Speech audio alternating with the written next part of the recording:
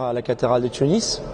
Moi je suis d'origine argentin, je suis un prêtre missionnaire qui a été envoyé en mission à la cathédrale de Tunis. Ici à la cathédrale nous sommes 2 prêtres. Eh bien bon, on se retrouve donc à la cathédrale de Tunis. La cathédrale a été construite en 1896 par le cardinal Lavigéry. Le cardinal Lavigéry, c'est lui qui a promu un peu l'évangélisation à l'époque française.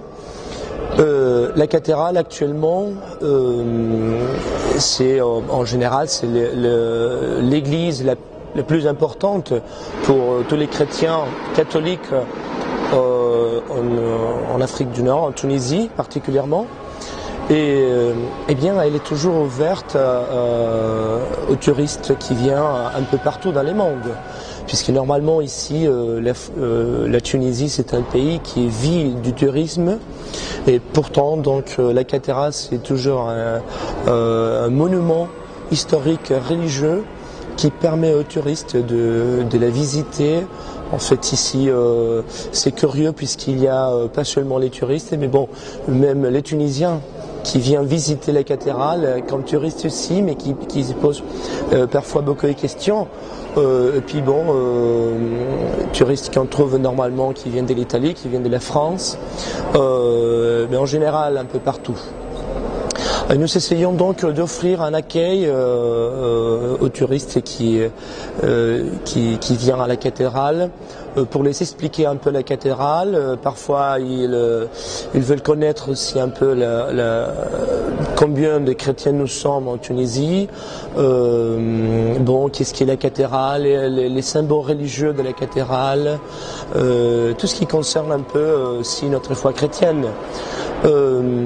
Donc voilà, alors la cathédrale c'est un monument historique et puis il y a tant de choses dedans qui peuvent nous raconter aussi l'histoire du christianisme et de toute l'histoire de la Tunisie à travers des siècles. La communauté de la cathédrale, ce sont des chrétiens qui viennent de l'Afrique subsaharienne. Donc normalement des pays comme Burkina Faso, Côte d'Ivoire, Cameroun, Congo. Donc la majorité, ce sont des chrétiens, des jeunes étudiants qui viennent à la cathédrale bon, pour développer sa foi chrétienne, etc. Donc nous sommes avocés plutôt à l'attention spirituelle de jeunes africains. Bon, et puis il y a le religieux, religieuses qui travaillent normalement au diocèse, qui participent de la vie de la paroisse, de la cathédrale. Et donc les activités normalement ce sont des catéchismes, activités avec les enfants, avec les jeunes. Il y a un patronage, donc c'est une activité pour rencontrer les jeunes, partager avec eux, jouer, parler, voir un film ensemble, etc. Et puis nous aimons beaucoup travailler sur la culture. Donc on essaie souvent de faire des pièces de théâtre. Nous aimons aussi beaucoup la musique, alors on essaie de réaliser des concerts.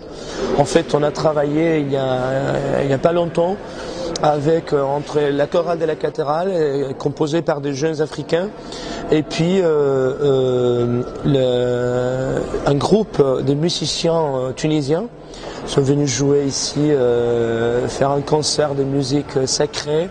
Ce qui a posé beaucoup d'intérêt un peu par tout le monde, non?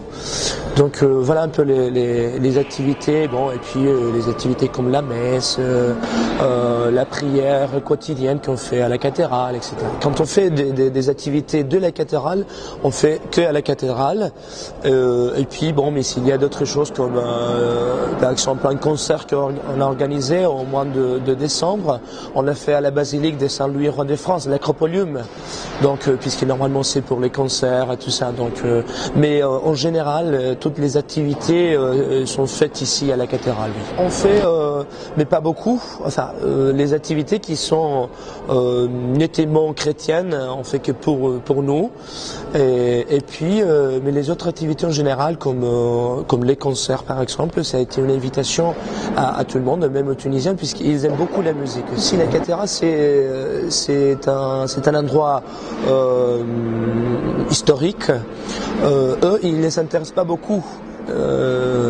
Donc normalement leur curiosité c'est plutôt ce que nous faisons, à qui nous prions, bon qu'est-ce que c'est Jésus, qui est la Vierge Marie, qu'est-ce que nous faisons ici, pourquoi moi je suis un prêtre, c'est ce que moi je peux me marier, etc., etc. Ce sont des questions qui se posent, qui évidemment ils ne sont pas au courant, donc c'est toujours quelque chose qui étonne un peu. Vraiment une très bonne expérience par rapport à la vie de l'Église et à la Tunisie en soi-même, puisqu'elle est pleine d'histoires, histoire de l'Église, bon, histoire de la religion en soi-même.